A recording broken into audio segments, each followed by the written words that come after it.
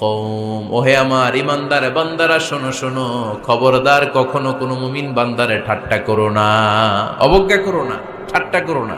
তার মনে কষ্ট হয় এমন কোনো কথা তারে বলো না। নেভার স্কপ অফ এনিবডি, কাউকে নিয়ে ঠাট্টা করবেন না। তার দেহ নিয়ে, তার আকৃতি নিয়ে, তার বংশ নিয়ে। এক লোকের বাবা ছিল চোর, কিন্তু তার ছেলে অনেক ভালো। আপনি কি তারা বলতে পারবেন তুই চোরের ঘরের চোর? বলতে পারবেন? চুরি করছে বাবা, ওর কি দোষ? কথা বলেন। এগুলো কবিরা গুনাহ। আওয়াজ করে বলেন তো কি গুনাহ? কবিরা গুনাহ। কারো আকৃতি নিয়ে, আমার ফরিদপুরের কলিজার টুকরা যুবক ভাইরা, কারো আকৃতি নিয়ে কখনো অবজ্ঞা করবে না, তুচ্ছ জ্ঞান করবে না। এটা কবিরা গুনাহ, এটা আল্লাহ খুব অপছন্দ করেন। এর কারণ আকৃতিটা আমাদের হাতে নাই।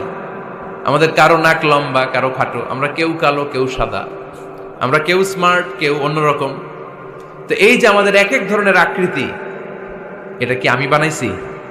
আপনি বানাইছেন? দিছে কে?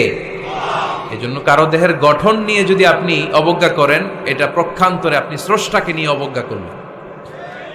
কারো দেহের আকৃতি নিয়ে যদি আপনি তুচ্ছ করেন, তাকে তুচ্ছ করেননি, আমার রবকে আপনি তুচ্ছ করেছেন। চিল্লায় বলেন ঠিক কিনা?